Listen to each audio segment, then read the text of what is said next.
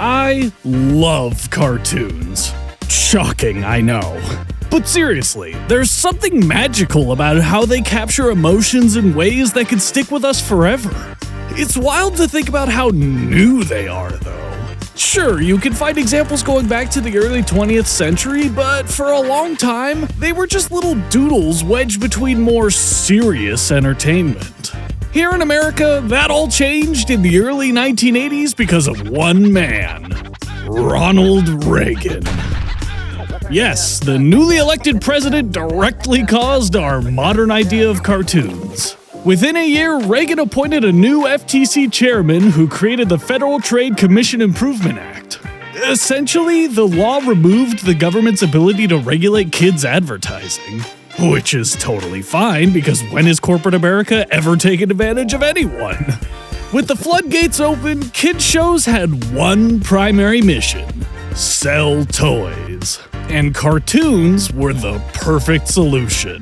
Nearly every animated icon of the era, G.I. Joe, Transformers, TMNT, you name it, was designed with merchandising in mind.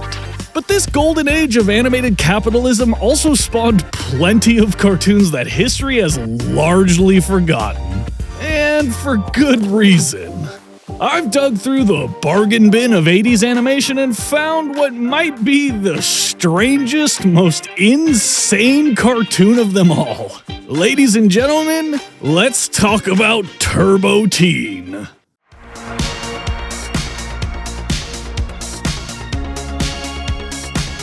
Turbo Teen rode the airwaves in late 1984. It was created by Ruby Spears, a studio helmed by former Hanna-Barbera employees. The show was granted a full 13 episodes, but good luck watching them because it's practically impossible to find them all. After some serious digital archaeology, I managed to find about half the series in English with the rest stuck in Portuguese. On top of that, episode 12 is seemingly lost to time. I could only find a single clip, as if it had been deliberately erased from history. Frankly, I wouldn't be surprised if the creators themselves had personally hunted down old VHS copies just to keep future generations from witnessing their atrocity. Turbo Teen follows Brett Matthews, a regular teenager whose life takes a bizarre turn thanks to a spectacularly irresponsible government experiment. One fateful night, Brett crashes his car into a top-secret molecular beam, as one does, fusing him with his ride. Now, instead of just driving a sports car, he is one. The catch? His transformation is entirely temperature-based. If he gets too hot, boom, sentient Pontiac. A little cold? Back to being a bewildered teenager. Naturally, this raises about 1 million questions, and to the show's credit, it answers some of them. Eating spicy food, taking hot showers, even sheer embarrassment can trigger an inconvenient transformation. Meanwhile, turning back requires increasingly ridiculous and impractical solutions, and honestly, it kinda works. Now that I've given the show credit, I'm going to immediately take it back because the actual transformation sequence is nightmarish. This isn't some cute, poof, wow, he's a car now kind of stuff. Oh, no. Instead, you get to witness what a transformer would look like if it were made of flesh. Behold!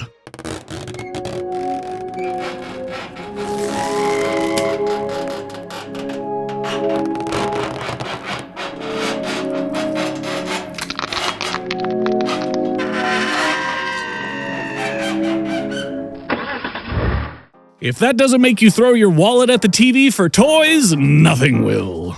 With his new, very inconvenient power, Brett teams up with his small but mighty crew. Alex, the brainy one, Patty, the supportive girlfriend, and Rusty, the dog. The show doesn't bother putting any of this backstory into an episode. Instead, it's all crammed into the title sequence, and episode 1 just dives right in with Brett fully realized as a character. No slow build-up, no mystery, just BAM! Your car now, kid. Good luck. Seriously though, we need to address this whole transformation thing. How do the forms, affect each other? For example, in the first couple of episodes, his engine bay gets absolutely ransacked by baddies. Isn't that, painful? I mean, can he even feel pain as a car? Because there's a moment later where he just casually says he's breaking down. Breaking down? What does that even mean for him? Does that mean he just needs to, take a nap? Or is he gonna be missing one of his kidneys because a spark plug wasn't there? And what about his tires? If he gets a flat, does he have to, call AAA? I mean, if they're mismatched, does he end up with a leg instead of an arm when he changes back? How does any of this work? I'm so confused. I need to calm down or I'll never get through this. Like most 80s cartoons, Turbo Teen avoids continuity like the plague. The supposed main villain, Dark Rider, a vaguely menacing monster truck, barely registers as a threat. Instead, the show veers wildly around between exotic locations like a road trip with no map, no clue, and no grasp on reality. And, in true 80s fashion, each stop includes some questionable cultural depictions. Trust me, they're not great. For a show that looks like it was animated on a budget consisting of pocket change, Turbo Teen managed to get some big names. The main villain, Dark Rider, is voiced by Frank Welker, who you may recognize as the original Fred from Scooby-Doo and roughly half of your childhood. In addition to voicing the big bad evil guy, he also voices the dog. That's good casting. In addition, Pamela Hayden, best known as Milhouse from The Simpsons, plays Patty. And the real kicker? Jack Kirby. Yes, the Jack Kirby, co-creator of half of Marvel Comics, helped design the show's visuals. Because when you think of one of the greatest comic book artists of all time, you also think of a teenager who turns into a Pontiac. Hey, everybody's gotta pay rent. Now, in order for you to really understand this show, you need to see some of it. So let's break down the craziest episode it has to offer, Video Venger.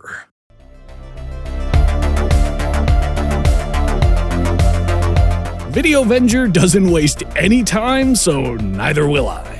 Brett and the gang are locked in an intense arcade battle when the camera shifts over to Rusty, who catches a whiff of pizza and instantly springs into action by body slamming a nearby kid who dared to hold food in his presence. The impact sends the pizza slice soaring across the arcade before landing squarely on Brett's head. Apparently, that's all it takes to trigger his transformation sequence because the next thing you know, boom, Pontiac. Unfazed, he guilt-trips Alex into letting him finish his turn by plugging one of his wires directly into the arcade machine. And here's where I'm going to need you to stick with me. Things get weird quick. Apparently, this exact arcade game is actually a top-secret tool created by an evil mastermind known as Major Masters. His grand scheme involves building real-life versions of the arcade game's vehicles and replicating the game's invasion of the White House so people could play it? And somehow that was supposed to accomplish him strategizing it? I genuinely have no idea.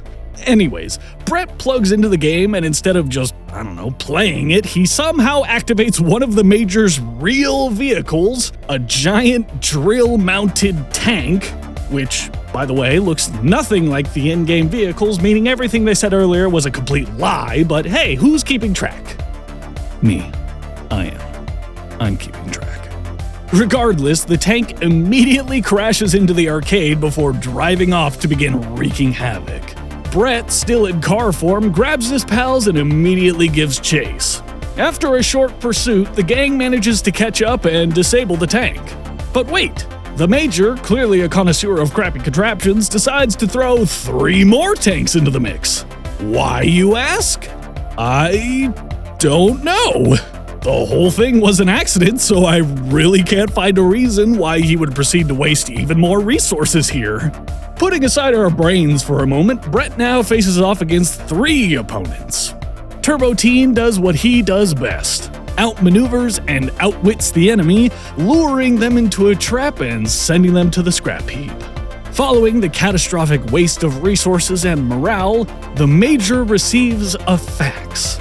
Yes, a fax. And what does the fax reveal? Why, it's Brett's car ownership and hotel information, of course. How did he get that? And so quickly? I don't think you could do it that fast even with the internet today. Whatever. Well, it turns out the Major sees Brett's car as the only thing standing between him and world domination, so clearly the next step is to obliterate the car. Thus, we are blessed with a particularly dumb scene at Brett's hotel where he's hiding from his parents on the hotel's balcony. Of course, this allows the baddies to see him from a mile away, and hijinks ensue. After a tidy tornado tantrum, it's revealed via a fallen license plate that the bad guys' cars come from a used car lot. How? How does that happen? Since when do used car lots start moonlighting as military vehicle dealerships? And how did the government just let that slip by? No checks, no oversight, just here, take these tanks, they're on sale, I can't with this show, man. Continuing the stupidity, the gang decides the best way to investigate this used car lot is to sell Brett to it. And here I was thinking that was outlawed in 1865, but clearly I'm the dumb one. Well, it turns out the salesman is in league with the bad guys, obviously, and snitches to the Major that a very suspicious talking car just rolled into his lot. The Major, never one to underreact, sends in the Chomper, which is basically the baby version of the house-eating mech from iRobot. The gang collectively lose their minds despite the fact that Brett could, at any moment, fly away. He's got rocket boosters, he's done it before, we've seen them, but instead he chooses the dramatic option. Brett speeds onto a nearby crane, pulls off some Fast and Furious nonsense, and drops a stack of steel beams onto the Chomper. Digging through the wreckage, Alex stumbles upon a remote control that he believes will help them find the Major's secret lair. He slips it into Brett's glove compartment, and somehow this gives the Major the ability to control Brett. Alright, yeah, sure, moving on. The Major's brilliant, no-fail, definitely well-thought-out plan to rid the world of Turbotine is to make him crash into toxic waste barrels that are inside of his own base. Normally I'd question why he even has those, but it doesn't matter because Patty is here to save the day. She whips out a grappling hook and with her bare hands yanks down an entire water tower. A tidal wave engulfs Brett, transforming him back just in time. And yet, despite all of this happening right in front of the Major's men, they just stand there, motionless, as if watching a teenager morph from a car to a human via impromptu tsunami is just another day. Even worse, the Major doesn't even check if his plan worked. You'd be hard-pressed to find more incompetent bad guys if you tried. With the Major's grand plan and common sense thoroughly derailed, our trio does the only logical thing: homicide. You know, just some light, morally flexible problem solving. They take out a few guards, swipe their uniforms, and get ready to infiltrate the control room. You'd think wearing disguises would be enough, but no. Even in their disguises, they proceed to crawl about the place, avoiding being seen. Once inside, Alex, smart as ever, smacks a button, convinced it'll help shut down the operation. Instead, it triggers a net trap. In the corner of a room, in the command center, on a military base. I mean, I want to make fun of it, but it worked, so good planning on the Major's part, I guess. With the teens out of the way, the Major finally puts his genius plan into action, and somehow it's even dumber than you'd expect. It goes like this. First, he'll freeze the Potomac River. Then he'll drive 3 tanks into Washington, D.C. and storm the White House. And that's all he's got. What happens after he enters the White House, you ask? I don't know. Maybe he thinks the government just politely hands over the keys? Alright, let's talk about this so-called invasion. This was the Cold War. The US military was on high alert, and you expect me to believe a bunch of bozos would be able to just waltz in undetected? No. Ground-based radar, air patrols, and even some dude walking his dog would have noticed. And once they did, the DC Army National Guard would have been the first to roll out. At the time, that would mean about 2,000 soldiers, 3 dozen M60A1 tanks, and at least half a dozen UH-1 helicopters, which, fun fact, could carry anti-tank rockets. You see where I'm going with this? The Major's plan had exactly 0 chance of working. Not low chances, 0. Like, he has a higher chance of a satellite falling on him and killing him during his invasion than he does of actually succeeding. But hey, let's not get bogged down in logic. The show certainly hasn't, so why should we? Now, the Major's plan isn't just about staging a coup. It's about staging a spectacle.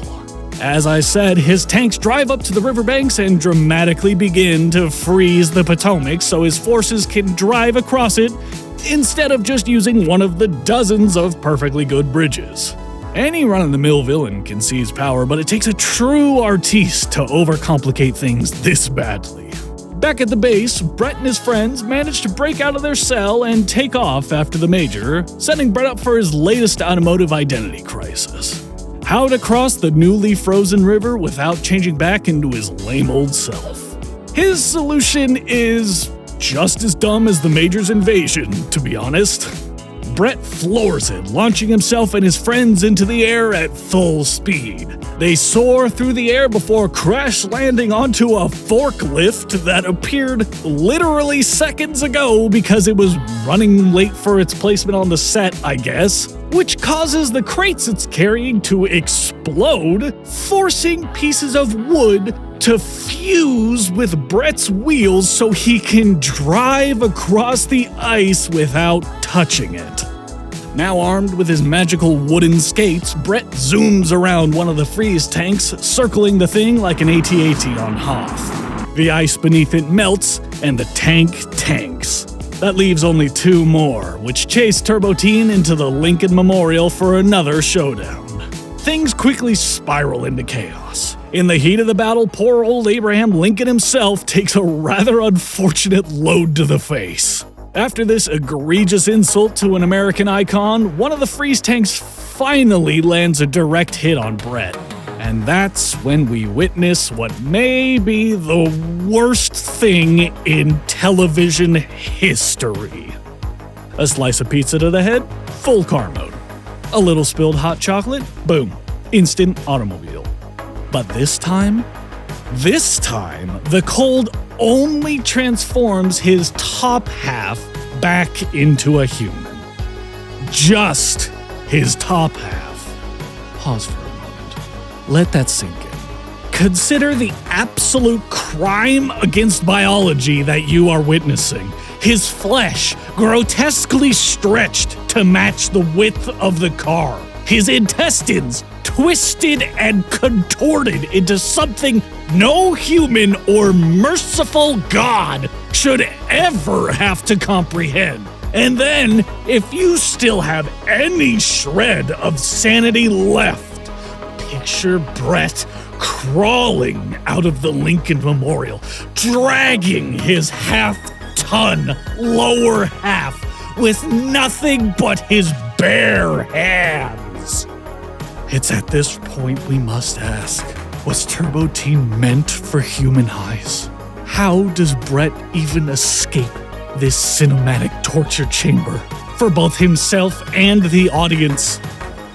By sweating. That's right, he sweats a little bit. One measly drop of perspiration undoes everything. That tank froze an entire river, an entire body of water, and he undoes it by sweating a little bit. I am so upset at this show. But if we don't carry on, we'll never finish. So, the Major somehow stumbles his way onto the White House lawn. and has his tanks start blasting. A thin layer of ice creeps over the doors and windows, sure to mildly inconvenience the place for about an hour. Truly, history's greatest threat. But Turbo Teen isn't letting him off that easy. He bursts onto the scene, zips between the last two freeze tanks, and jukes them into blasting each other like a couple of clueless cartoon henchmen. 'Cause that's what they are.